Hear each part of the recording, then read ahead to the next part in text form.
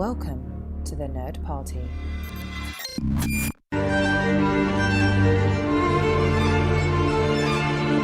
Hello and welcome to the A24 project here on the Nerd Party Network. My name is Lee Hutchison, and Dallas King and I make our way through the A24 filmography and along the way bring you interviews with the talent involved in front of and behind the camera. Last week we had the pleasure of interviewing Saint Maud and Love Lies Bleeding director Rose Glass. This week we're thrilled to welcome Aaron Dean Eisenberg, known for his recent role in the brilliant film The Iron Claw, alongside Zac Efron, Jeremy Allen White and Harris Dickinson, who portrayed the iconic Von Erich wrestling dynasty. Aaron takes on the legendary role of Ric Flair, famed for his flamboyant persona and technical prowess, engaging in numerous encounters and rivalries with the legendary Von Erich family over the years. Join us as Aaron shares insights into his involvement in the film, discusses the art of crafting the perfect promo, delves into the physical transformation for the role, and offers an important glimpse into the world of acting. A big thank you to Aaron for joining us, and hope you too will enjoy this conversation. Whoa! Now, let's get to the less pretty facts of life. Kevin, your daddy got together with the powers that be and ordered me back down here to Dallas. Nothing happened in second-rate sports community. I am the world's heavyweight champion because I am the greatest wrestler alive today, the toughest wrestler alive today. I have bled and sweat for this title. No daddy's boy is going to take that from me. This is professional wrestling. It is the most grueling of all professional sports. I've been stabbed, hit by chairs, beat up by everybody. I don't cry, I don't complain, I carry on. But the bottom line is, you're denying I am talking right now. Hey, listen to me, listen to me. I'll tell you what, you like talking to me on the show. How did you kind of get into acting in the first place, Aaron? What was the spark that inspired you? I was not into acting at all. It wasn't a thought in my mind. You know, I had some friends that did theater in high school, and I'd go to see plays that they were in, but I was even a part of an elective, I think my senior year of high school, where now in retrospect, I'm like, holy shit, this was amazing. But I went to school in Long Beach, New York, which is about an hour southeast of New York City. And for extracurriculars for that class, we'd go and we'd see Broadway plays. So I went and saw, I was 16 or 17, I went and I saw One Flew Over the Cuckoo's Nest with Gary Sinise. I saw a bunch of really amazing. And at the time I couldn't care less. I think I actually snuck out, left, walked around the city. And then I think it was my my senior year of college. I randomly had a roommate who was a theater major at NYU. And he was like, hey, I'm doing this play. If you want to come see the play on Sunday. I was like, sure, I'll come watch. And I went, and he was playing Dionysus in the Bacchae. And he's this little 5'4", very unassuming kid. And he just blew my mind. And, it just made me kind of very curious. And then sort of socially, I was constantly surrounded by theater artists all of a sudden, because he became a good friend of mine, and then his friends became my friends. And all of a sudden, almost 100% of the people I was spending most of my time with, they were all in the theater arts. And I had no experience with it. And so they were all like, man, you should do a summer intensive. Just try it. You're always asking us questions about it. Go try it, see what it is. And I went and I did a theater intensive at this place called the Atlantic Acting School, and got really lucky that we had just a very generous, special group of people. And because I was horrible, never acted before, it was terrible. And it's terrifying, or at least it was for me. I didn't grow up with artistic parents. I didn't grow up in a very encouraging, vulnerable, open household. So it was real foreign and weird for me. And I think we just sort of like chipped away at my guard one by one. And then maybe like a month into it, I started to realize like the value of the obstacles I had had in my life. And I was like, oh, this is cool. Art can make really wonderful use of the muck. It could take all your shit that normally like you're holding, you're guarding, you maybe think is gross, you maybe have shame about, and it can make it a point of catharsis for people. And that was really powerful for me because it was the first time that I realized that like there was something out there that could take a lot of what I saw as negative and not only turn it into a positive for me, but have it be like a positive influence on culture. And it would actually be valuable for other people. And I think once I realized that, I was like, oh, I got to do this. This is like the direction I have to go. Because I had no direction before. I had no purpose. I didn't know what I was doing. So how do you kind of turn around from like a summer kind of class to like you're a professional, like you've starred TV, film? Honestly, it took a long time, and I was always really hesitant about jumping in too soon, and I probably still jumped in too soon in a lot of ways. So I had that summer intensive, and then I did a fall semester at that conservatory. And, because we were so lucky with the group that we had in the summer, I kind of developed a little bit of like a spine as an artist. And that ended up being really valuable because when I went back for the fall, it felt a little cultish and it felt a little catty and competitive, and it wasn't the same nurturing environment that it had been in the summer.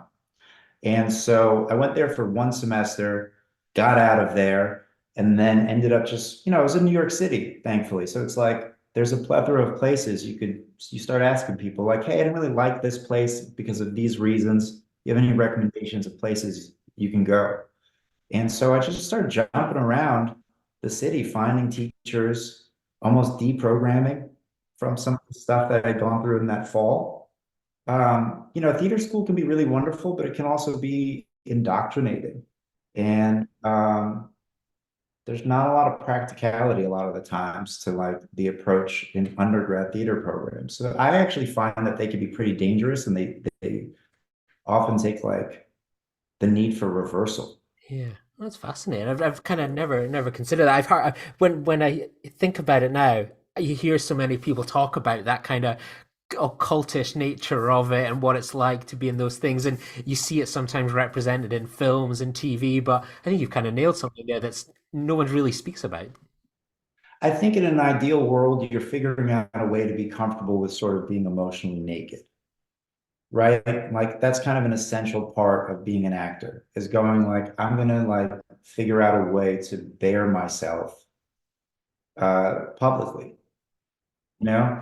And um, when you do that, you're really putting yourself, especially if you're young, you're an undergrad in college, you're really susceptible, right? You're in these very extreme circumstances where suddenly like people are putting you through exercises that are stripping you of your guard and making you as vulnerable as possible.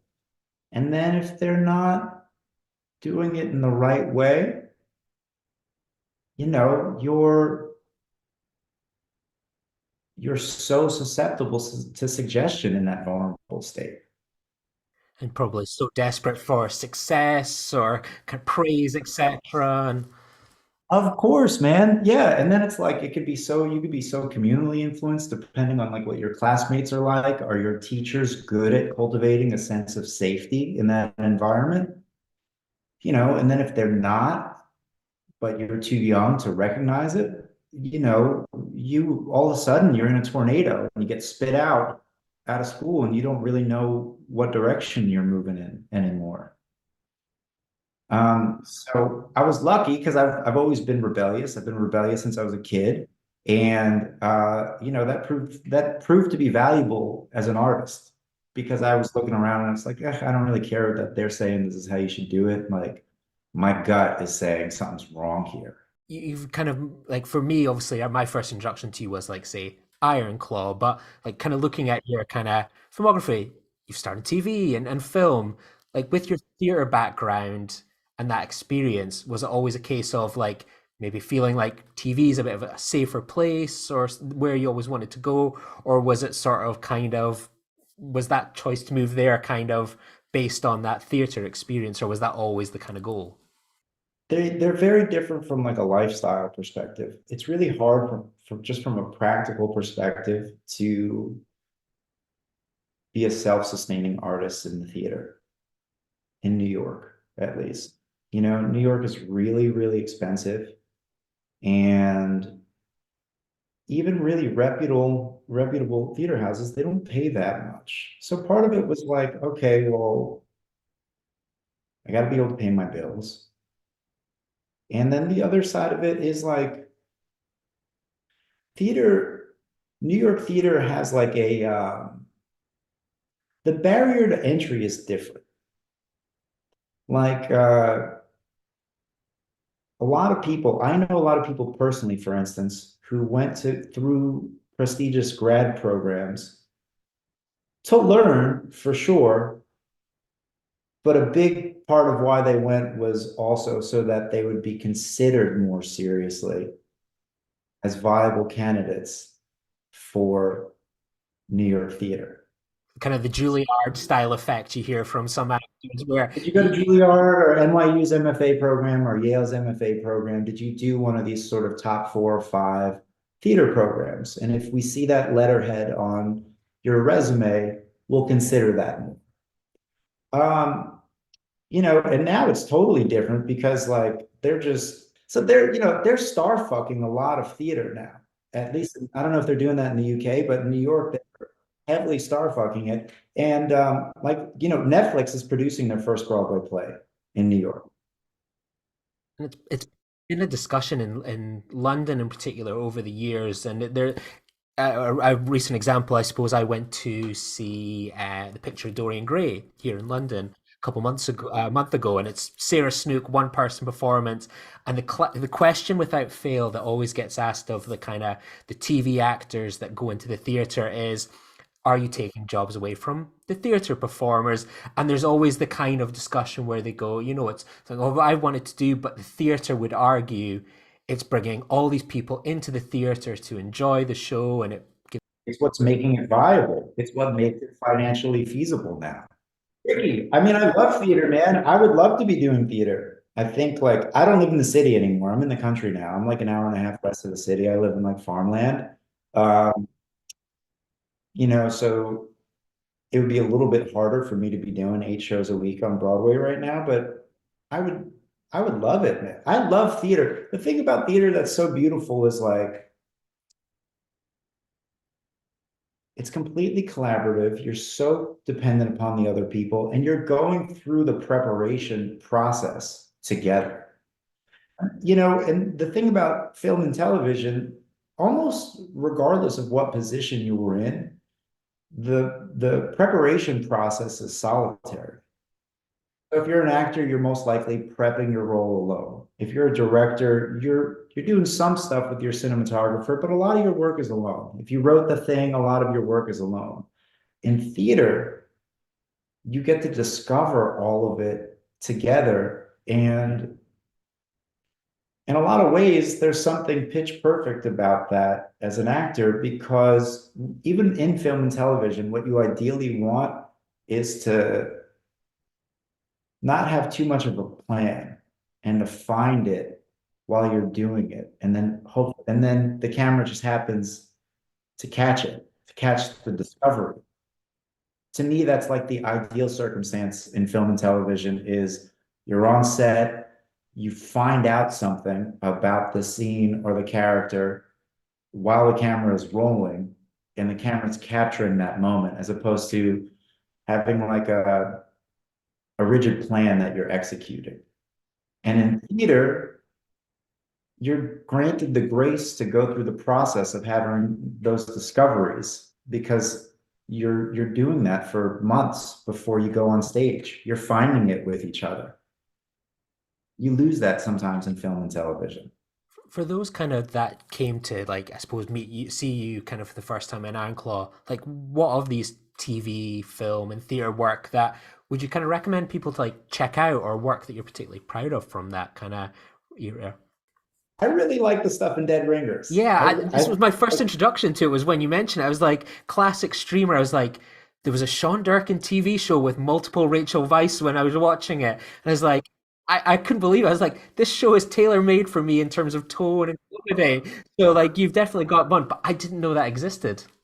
Oh, awesome. Yeah. Yeah, man. So I mean, I think that I'm really proud of that show. I'm proud of the work that I did in that show. I really loved the process of making that show. Um, I love that that show is risky. I just like work where it's like where the work is willing to alienate people. Just think as an artist, man, you have to be willing to have people say that they hate it. And you have to be okay with that. If you're making work that too many people are, if there's like a consensus about everything that you've done from the mass majority of people that it's good, you're not swinging. I love that about Dead Ringers. I just feel like, probably part of why you don't know about it or hadn't really heard about it before is because of that. It's because it's taking a swing and it's fucking weird. It's willing to be weird. So I'm really proud of that. I'm really proud of I worked on the show The Deuce, which is a David Simon, George Pelicano show on HBO, that Maggie Gyllenhaal was in. He wrote this and it's 3 seasons. It starts in the early 70s, and then it goes to the late 70s, and then it goes to the early 80s. And it takes place in New York City, and it's about um, really kind of like the interaction between street workers, sex workers, and the dawning of the age of the porn business. And so I play like a struggling actor who has to do porn in order to pay bills. And so early 70s is like very free and grungy, dirty New York City, but also spiritually free, sexually free. Late 70s is some more of the same, and then early 80s is like, AIDS starts hitting. And David's such a wonderful writer, and he's got such a beautiful kind of bird's eye view on the way things work. And there's so many great actors. One of my best friends plays my lover in that. We became really good friends on this. We're both straight guys. We play gay guys. We play gay lovers. We're both straight dudes with families. Chris Boy.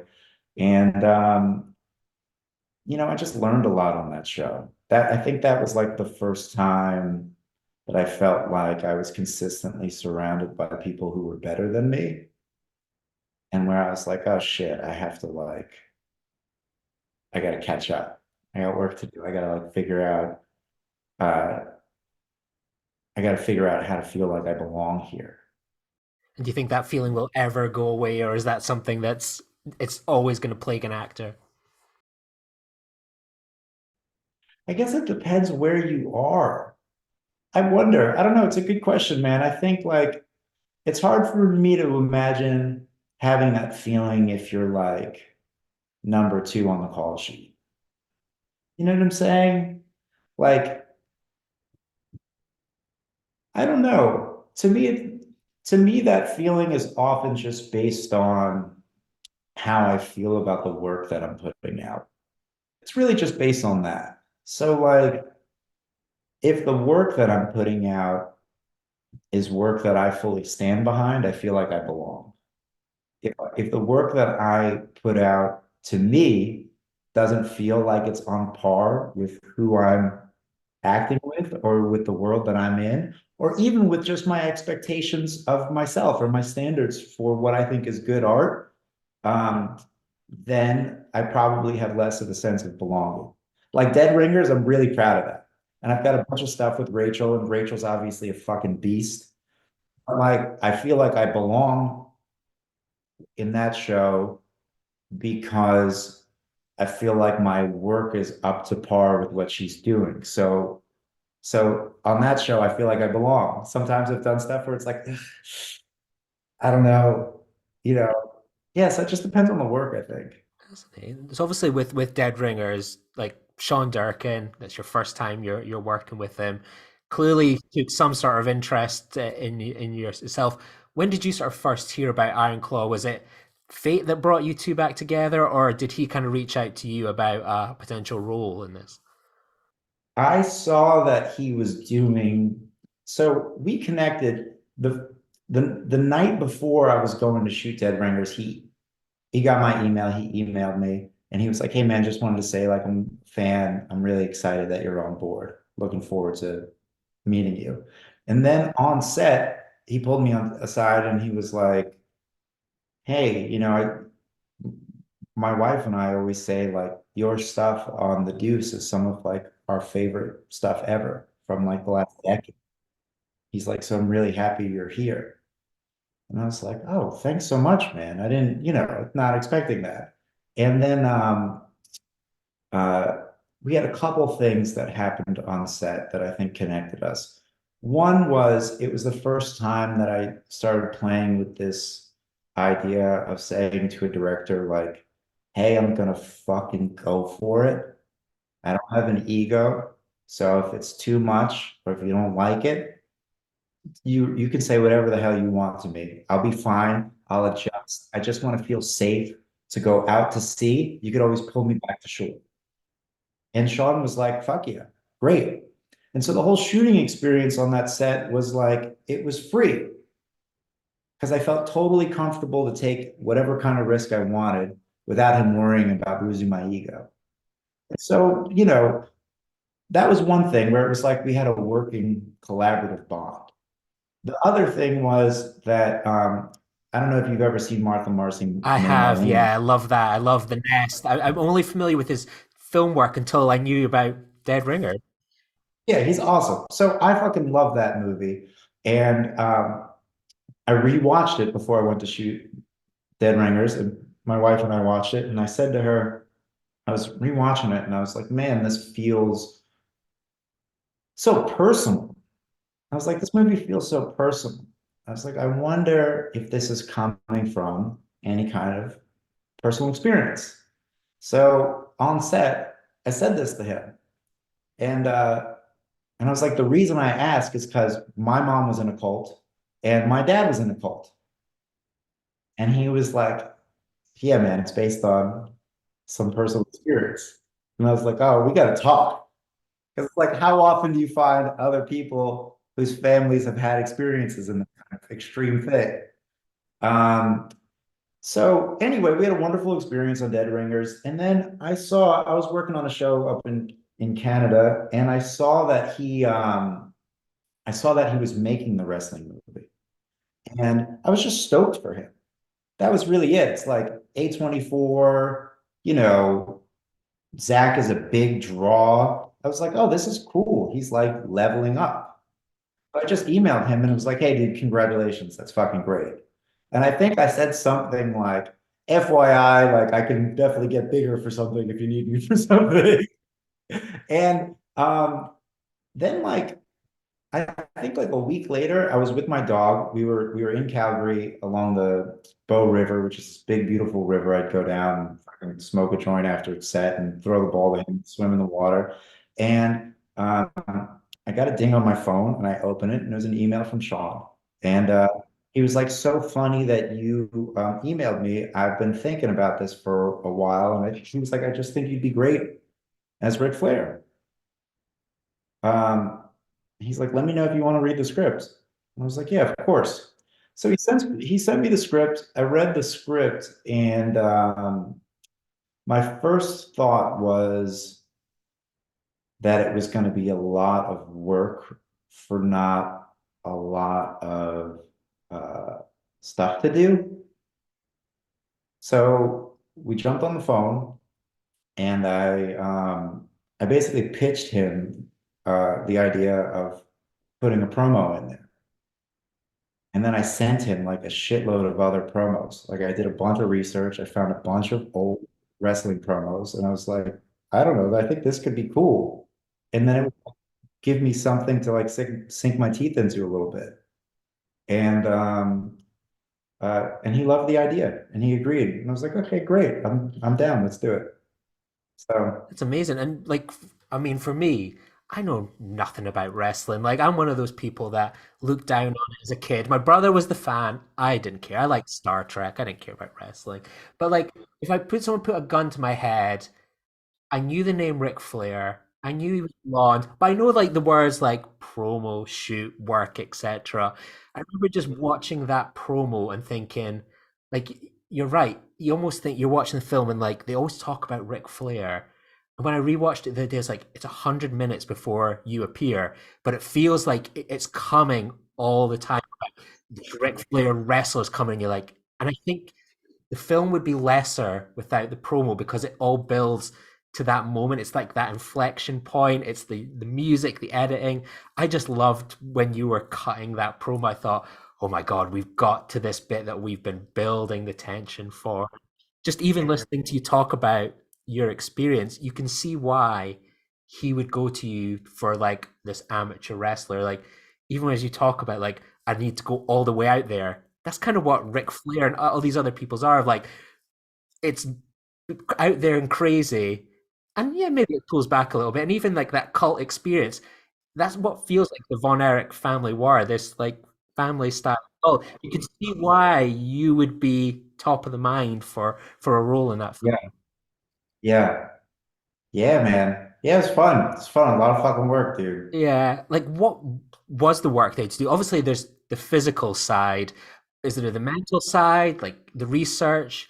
Did you? I know for like Zac Efron, he was like, I didn't speak to Ken Von Erich until after the film. Were you tempted to kind of go the other way and reach out? What was the whole process for turning into a The role thing where it's a about Rick, mixture of the thing about Rick is that, he's still huge, or he's had a resurgence that's made him huge again, right? So it's like getting access to Ric Flair is like, it's like saying, hey, did you call I don't know, any other major, did you call The Rock? Did you call it's like so I only had a couple potential ins into Rick. Really, the main one was through Chavo, who was the wrestling coordinator.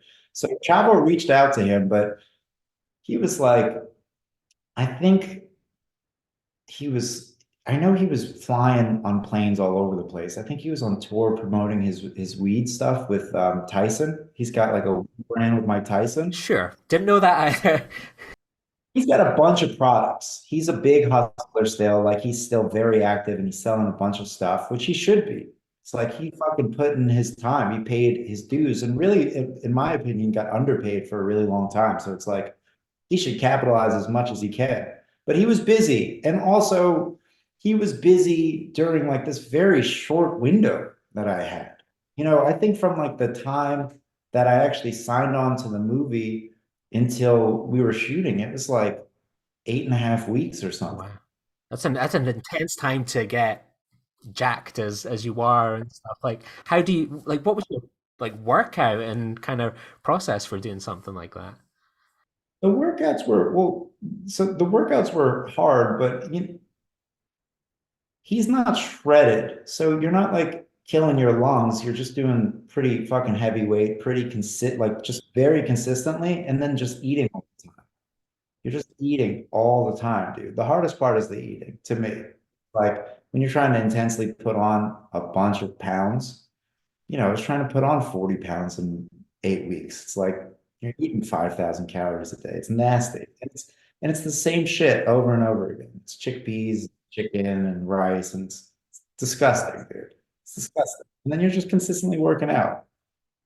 It seems like it must be like a grind and It's a grind. It's a grind, and also it's like it's in a way, in a way, it's kind of an unrewarding grind because you're not you're not prepping to be like an Adonis, and you're about to be surrounded by people whose goals were to be like as shredded as possible. And for me, it was like, well, I don't really want to come in like a weird shredded Ric Flair. I just thought that would be like a vain cop out. You know, I didn't want to come in and be like a perfect physical version of Flair. I thought that would be some like Hollywood bullshit. And it drives me crazy when I see something and it's led by an actor who's decided to make the role have an 8-pack, even though the guy is like a fucking garbage man. And it probably overlooks like his skill is these cutting these promos, as it were, and so on. That's that's as equally or more so important to who this kind of character is, and so on. Yeah, 100%. So it's like, I had to take definitely a step back on my ego because you're putting on some fat on purpose and you're standing next to people who are as ripped as they possibly can be. So you're putting all this work in, but then you're taking your shirt off and it's like it's not like you're getting to look at like a specimen. You're just looking at a much bigger person. And obviously that promo itself was just kind of fantastic. Like, did you get the chance to do various versions of it, or was this sort of just like a kind of one and done? Like, how do you like hype yourself up for like getting it? Yeah. Yeah. So there's a woman, a really wonderful voice coach who's in England named Patsy Rodenberg. I don't know if you're familiar with Patsy, but she's written a bunch of books. If you're ever curious, she's written this book called A Right to Speak. And I think it's an interesting book for anybody, actor or not, because it's just about how your experience influences your voice and how your voice is a reflection of your experience, your trauma, all of this stuff. So anyway, she's an amazing, amazing, amazing voice teacher. And we worked on it. And the first thing she said after watching some Flair promos, she was like, his voice is done. It's like his voice is wrecked. She's like, I don't think there's any way to do it anywhere remotely like him without wrecking your voice. She's like, you'll probably get a handful of takes at most. So when we went to do it on the day, I think I was like, I'm in that ridiculous outfit with the fucking sunglasses on. I had my phone with me and I was just blasting James Brown music. Oh, cool! Yeah, I can see the two crossing over. Yeah. Just getting in a fucking fuck it zone, just to the James Brown, and then I turn it off and enter frame and get to it. And I think we just went for it on the first one. And I think after the first one, Sean came over and he was like, how many of these do you think? Like, it was clear. You know what I mean? He was like, how many of these do you think you got in you? And I was like, I don't know, 4 or something. So I think we did like 4. I think we did like 4 takes of it. And uh he ended up, when you watch the movie, he ended up using definitely, I would say, a lot from the last take. And the reason I know that without him telling me that is because my voice is really hoarse in a lot of the version that he used. So a lot of the stuff that he used from that last take, like my voice is at its most shot, you know? So we did it, a few times.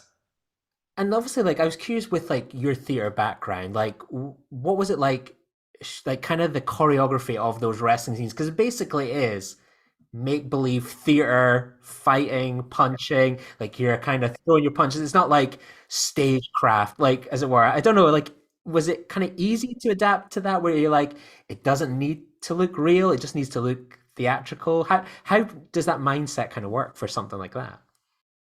Well, with that scene in particular, it's also tricky because you're dealing with like the blurred lines of, is something really happening? Is Kevin breaking the theatrics of this and actually losing it?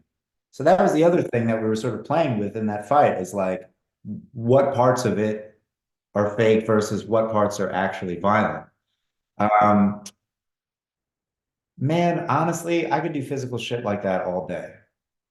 I love that stuff. I find that stuff so fun. It totally gets you out of your head, which is a beautiful place to be as I think any kind of artist. And uh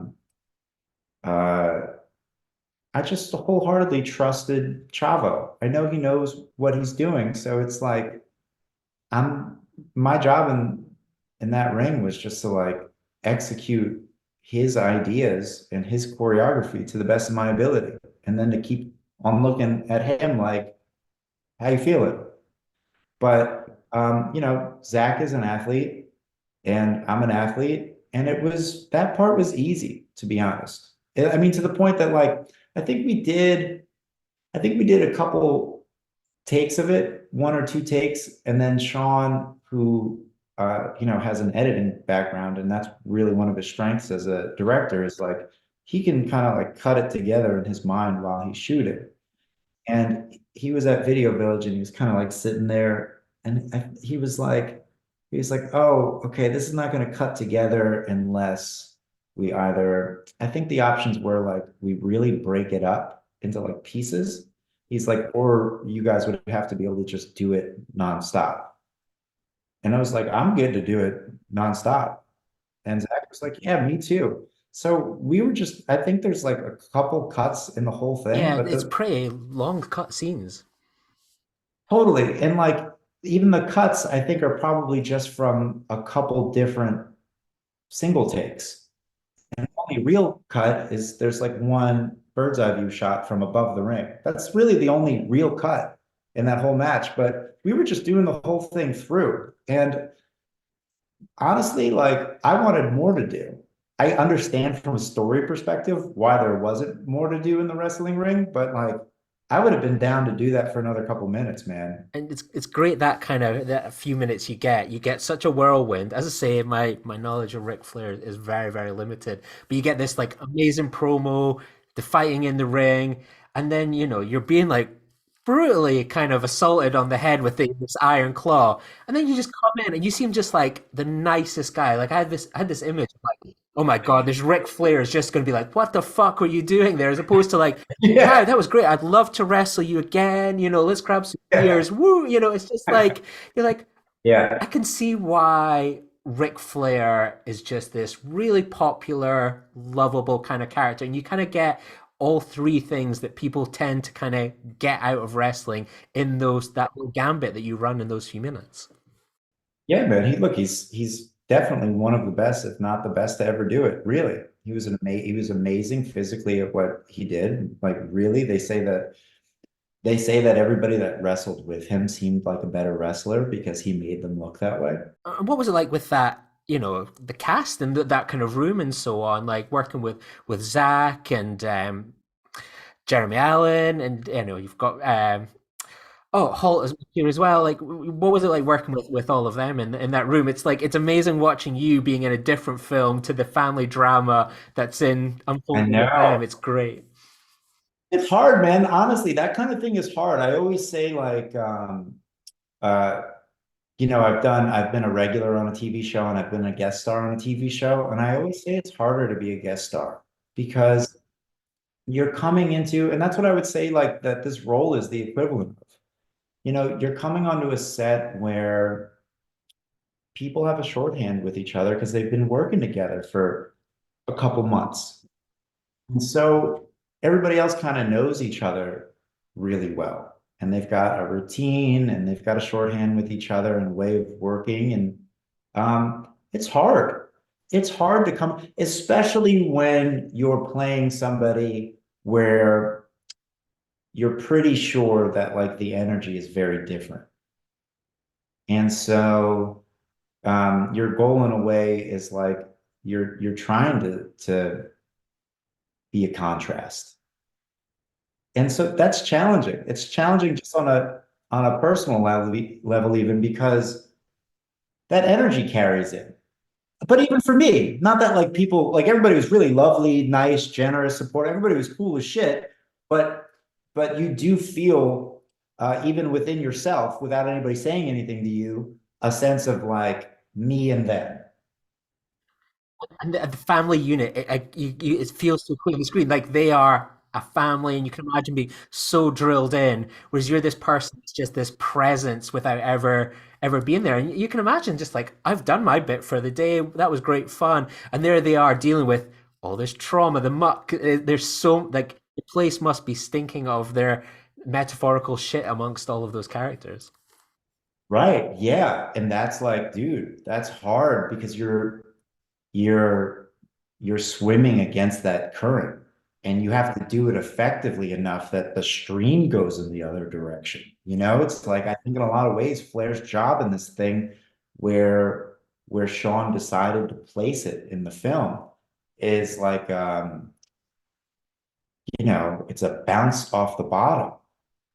Like the fucking energy and the family are bottoming out and Sean is using Flair as like a pivot in energy.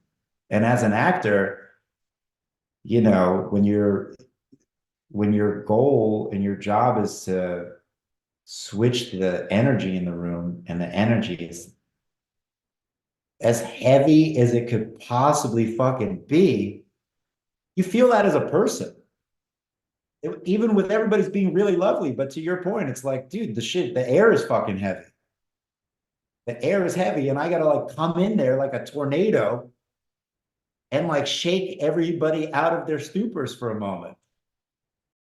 And it's great because with your character, you almost feel like there's a parallel movie running with so much reference to where Ric Flair is in the world and what's going on, and that you can imagine just like almost that TV character that there's actually another film just taking place in another world where it's the Ric Flair one, and they drop in at some point where it's this Von Erich, and even when you're cutting that promo, just chatting about the family and throwing them down, you can tell like it feels so lived with this character. It's not just dropped in out of nowhere, which I really loved. Oh man, I appreciate that. When did you get to see the film for the first time? I saw it for the first time at the premiere in Dallas. So I went to the premiere in Dallas in I think that was in November. So I saw it on big screen. It's like a packed theater. And what was your reaction to it? So I saw the movie twice in theaters. The first time I saw it, I was definitely a little drunk. So I think like I just was having a good time and I was just enjoying myself, but I missed a lot after seeing it a second time. I was like, I missed a lot of stuff. Actually, you know, to be totally transparent, I think by the time I had seen it in November, I had gotten like a couple dickhead messages from people on Instagram from like wrestling fans who were like shitting on what I had done. And so I think I went into the first screening like seeing it through a perverted filter. You know what I mean? It was like hard for me to like fully see it unaltered by some people's comments, I guess. And then the second time I saw it, I went into it and I was like, you know what? Fuck all these people. I really, who gives a shit what any of these people are saying? And I went and I saw it totally clear-headed, and I was like, oh, this is awesome. I'm really proud of it. Yeah, and quite right. Yeah. Yeah, yeah. It just took me a minute. It's there. I don't think I've ever I'm playing an icon, and I'm playing an icon in a world where fans are motherfuckers. And they're not even, I've spoken to a bunch of professional wrestlers about this, and the wrestlers have even said, like, oh God, the fans are so like they're loyal and then they're nasty. They love you and then they hate you. They're Well, like, it's so it's true of just so rough. much fandoms. Like, say for example, like, I mean, maybe it's my ignorance again, not knowing much about wrestling, but you'd feel like I'd watch that and go, people will think that's great. Who's gonna, give an issue? Say you were going in to play Han Solo or Captain Kirk or 100%. Gandalf, I Right. would have thought, regardless of what that guy does, he's up against it. People are going to call him fucking shit. People are going to think he's great. Oh, it wasn't as good as the original. I suppose I would never have anticipated that about wrestling. And was that something that surprised you when that first DM came? Oh, someone's going to be saying, really loved you, blah, blah, blah. And oh, actually, we thought you were this or that. Yeah, for sure. Yeah, it caught me off guard because I'm actually really fucking proud of it. And I think it's fucking awesome. And I know Sean loves it. And here's the thing. It's like my job as an actor at the end of the day is to execute a director's vision.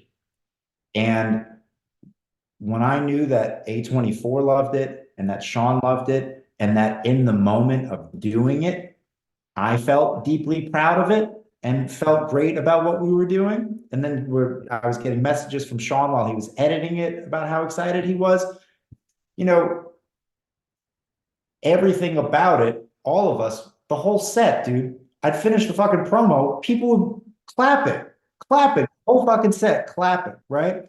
So everything to me about the experience and thereafter was like, yo, I'm really proud of this. This is fucking dope. And the people whose opinions I trust are all really behind this. So yeah, it was jarring to have people not like it. And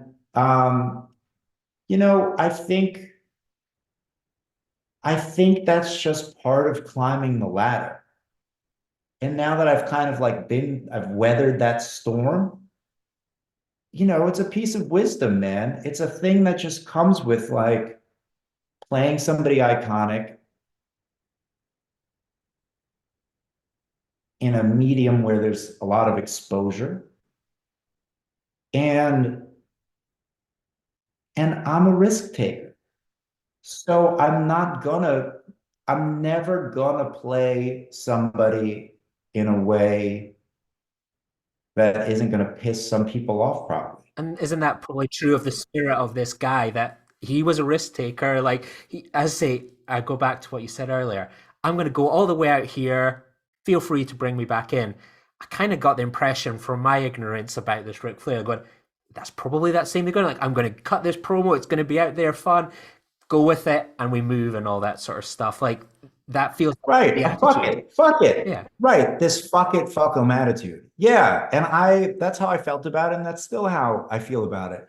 And, the silly, ironic thing of it is like, I can do a fucking Ric Flair impression.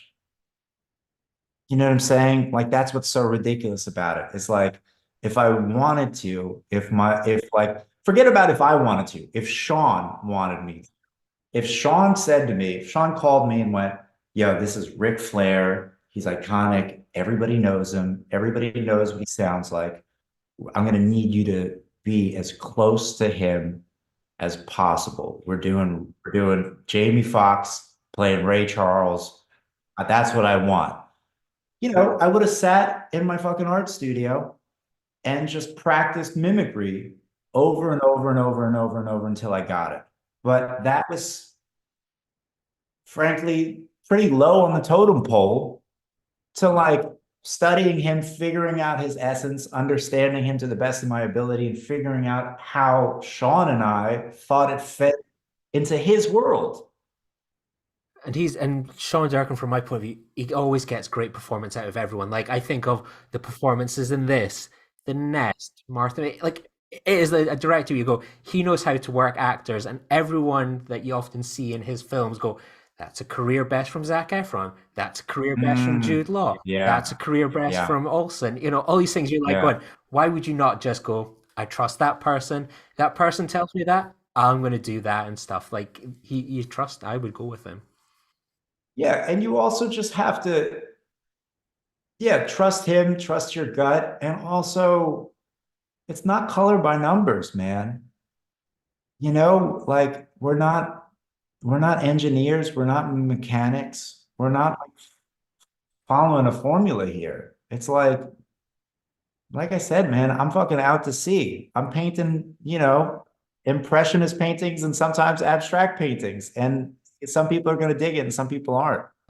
Well, as I say, I loved it. I thought it was just that great inflection point of just a perfect mixture of performance. It's the score. It's everything that moment. And the film. That's what's been that's what's been so cool too. The positive flip end of this coin, right, is that like I've also gotten a ton of people who've been like, yo, fucking woke me up. Like I've heard a bunch of people call it like electric. I've heard a bunch of people just be like, oh my God, dude, that got me so fucking And it's the amped. best advert for seeing films like that in the cinema. Like I've watched it at home, I really enjoyed it. It was good. Like it's always that you see the same thing. But see when you watch it in the cinema and you're like, oh fuck, here we go, and it's just like the music's coming in it.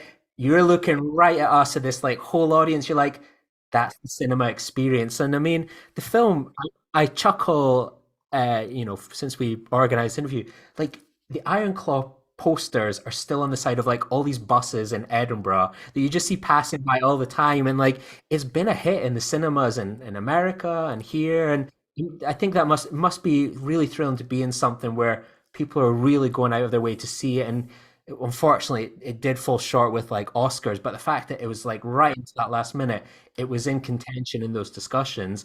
Like it was such a shame it didn't get a couple of nods, I think. Yeah, I know the timing, I guess, man. I still haven't been able to wrap my brain around like I still don't understand how that happened or why that happened or why the timing would be slightly too late on the release or what I don't know. I still don't fully understand that, but I'm with you. I think like it definitely had a shot. And yeah, man, I'm very just proud to be a part of it. I think it's a great fucking movie and everybody's great in it. And Sean did such a wonderful job and it's saying a lot. And we busted our ass. It was released by A24. Like, have you got any kind of standout films of their filmography that you particularly enjoy? Yeah, I love a lot of their films, man. I really like The Lighthouse. Um, I really like Moonlight. Um, I mean, they're great. They're just so, again, the thing about A24 is that they're risky. That's what I appreciate about what they're doing, man. I just think that their movies are like uh an acquired taste in a way. And they've just done such a good job of finding this middle ground of taking risks, dream scenario. Hmm. Yeah, so good. That was another where people will probably most likely watch that film at home, but seeing a cinema that killed. Like that was just brilliant fun. And I think I'm right in saying that they did not they didn't do Poor Things, but didn't they do Sacred Deer and the Lobster? I think Yeah, they they did did. Yeah, the you were Royal must have the Film. most ones. Yeah, they did. So here's the thing about that. It's like those movies are so weird. The Lobster's so fucking weird. And for a studio that's really like penetrated the mainstream zeitgeist, you have built its success around wild, risky, weird movies like that. It's amazing. It's amazing. Like I love The Lobster. I'm like I wasn't super invested in Sacred Deer, but it doesn't matter. It doesn't matter whether or not I like it. What matters is that I respect the hell out of the specificity and the decisiveness and the individualistic perspective and opinion of the artist that's being supported by and lauded by a major movie studio. It's rare. So it's like, A24 has done a hell of a job of supporting auteurs and supporting real artists while figuring out a way to like make it commercially viable and market the shit out of it I to the saw that they mainstream made market. like a Zac Efron action figure for the Iron Claw. Like, where's your one? We need to get a Ric Flair one with your face on it. I'm not Zac Efron, dude. They're selling Zac Efron on the Zac Efron. They're not selling Kevin Von Erich. They're selling Zac Efron. Yeah, that's true. So what's kind of next for you, Aaron? What's on the horizon? I'm trying to pivot a little bit more to behind the camera stuff. I'm trying to just kind of have a little bit more onus over like the trajectory of things. A little bit nervous about the state of our industry in general, you know? Can Um, imagine after the past year, easy to put the frighteners up, performers and dude, actors. most people have not worked since July of last year because of a strike. And then, we're on the precipice of there maybe being another strike in August. They just started negotiations with IATSE, and there's going to be negotiation with the Teamsters. And if any of these unions strike, that's a full shutdown again. And that's very possible. So, we're on the precipice of another potential shutdown. I'm constantly being sent fucking AI links where there's just, I just got sent one this morning where somebody is speaking English and then they're speaking Japanese and they're speaking Spanish and it's seamless, you know, scary, scary. Um, so, you know, I'm not sure, man. I'm not sure. I think like I read this thing recently where somebody was talking about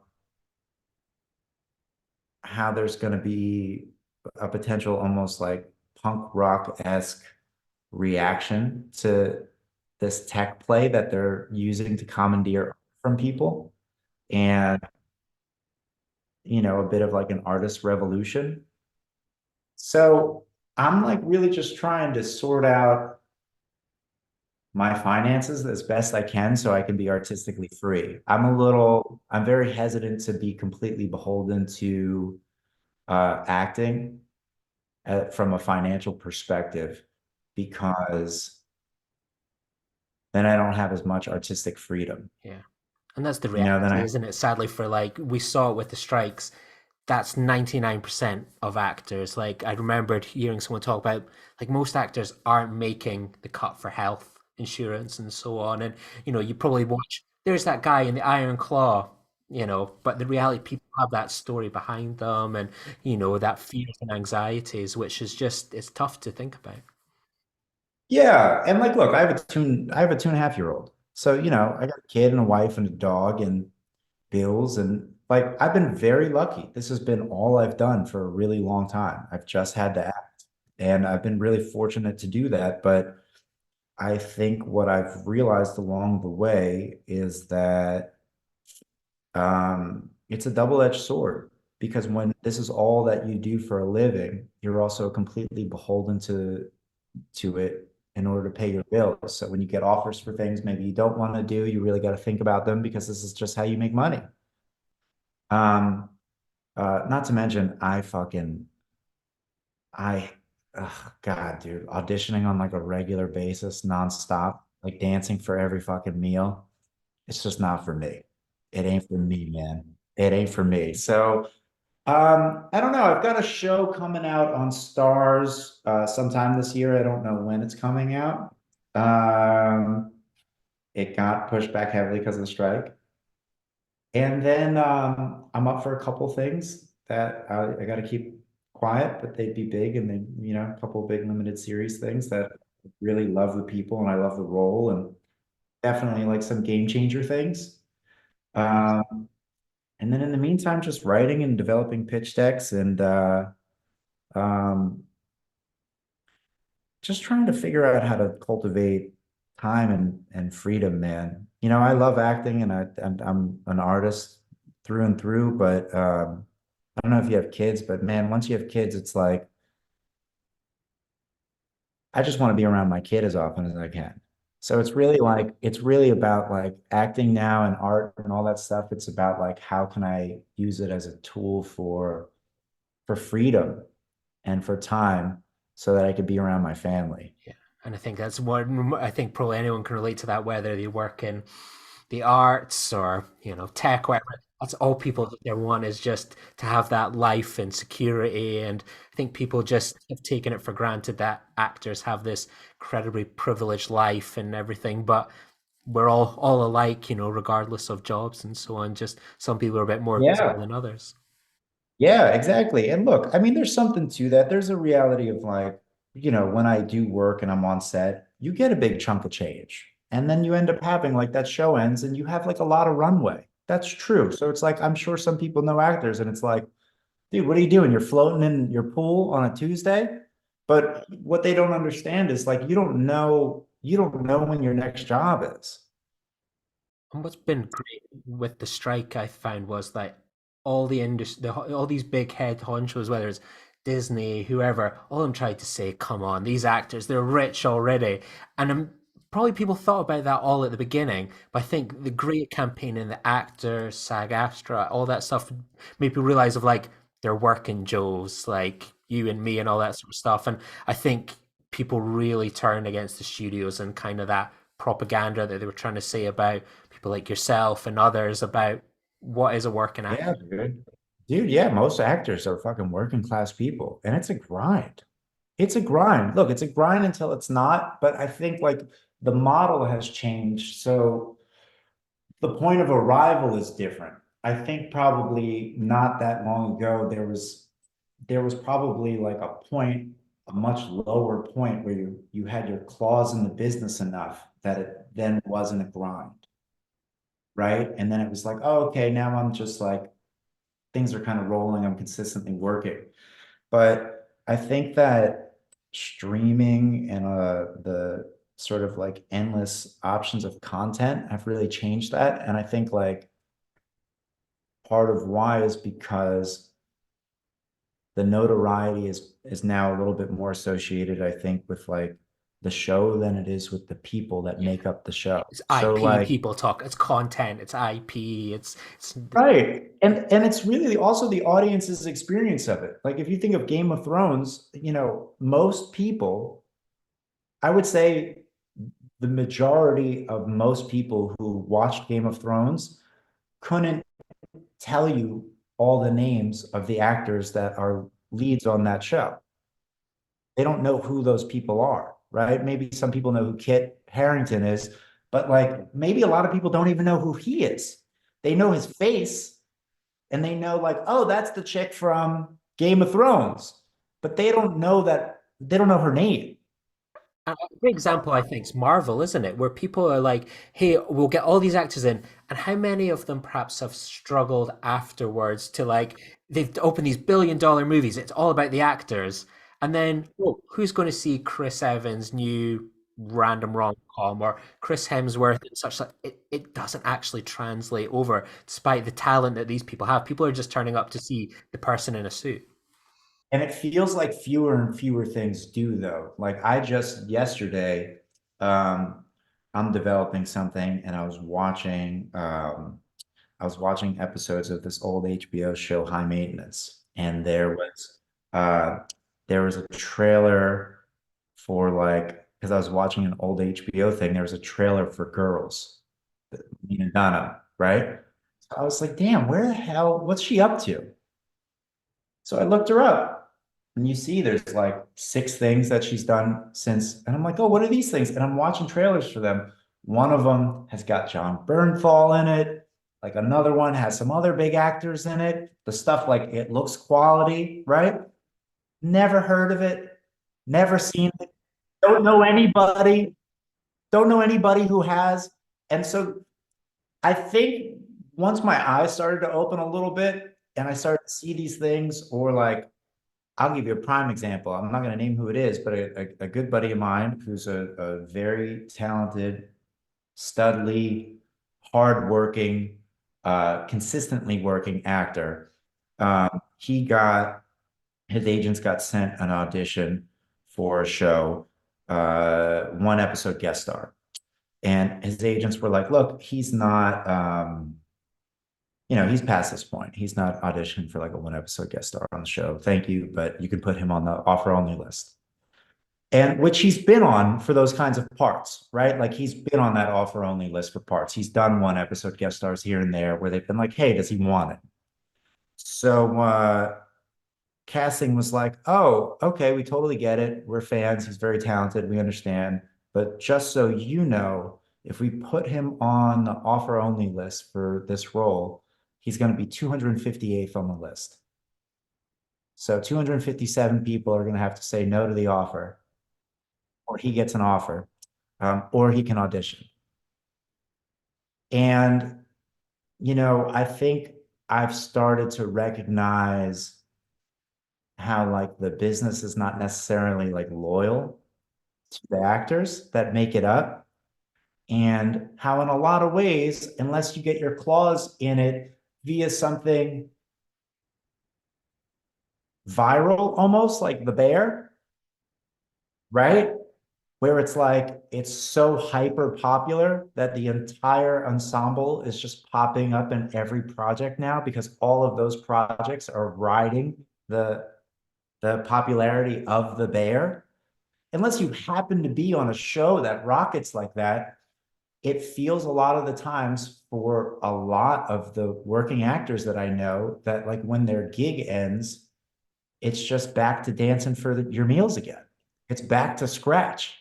You're spot on about girls, by the way, because I heard someone make the exact point a few weeks ago that was like, you look at that amazing cast that girls have. I must admit, I've never seen it, but I've heard as much. And people were like, do you know who was the breakout star of that? Adam Driver.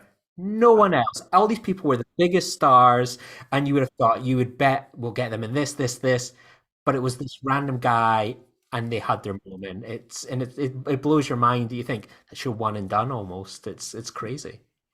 And it was hyper popular. It was majorly popular, you know? So I think once you start to feel that way, I don't know, at least as like a parent, I just, especially somebody who doesn't like auditioning, the prospect of like being beholden to that process indefinitely is like, no fucking way I'm gonna leave myself uh completely dependent on that. No way. Because they wouldn't do it for you. Why should you put trust in them? Hell no, they won't. Hell no, they won't. You know, I personally like I would be just as happy if I could have like a bunch of passive income off of fucking Airbnbs and just be creating art. Make a bunch of weird shit every once in a while, jump on something as an actor or audition for something every once in a while where like I think it's amazing. It's rad. I feel like I have something to offer it. I love the people associated with it. I want a shot at it. Then I would be happy to like that sounds great to me, man. That sounds better to me than being a full-time auditioner. Yeah, quite right. And I suppose on that note, like my final question, like for people that want to keep up to date with anything or kind of, not hurl abuse at you in your DMs, where are the kind of best social media platforms to find you, Aaron? I'm just on Instagram, at Aaron Dean Eisenberg, my full name. I'm not on anything else. That's probably the So, best way to go. I'm waiting for Twitter to die to be free of it, so I I'm sure hope it's not so. Dude, far I hope away. it all dies. I hope nobody can find me anywhere except in the fucking screens. Excellent. Well, thank you so much, Aaron. I've really enjoyed being able to chat with you this past hour. Yeah, my pleasure. Great conversation, man.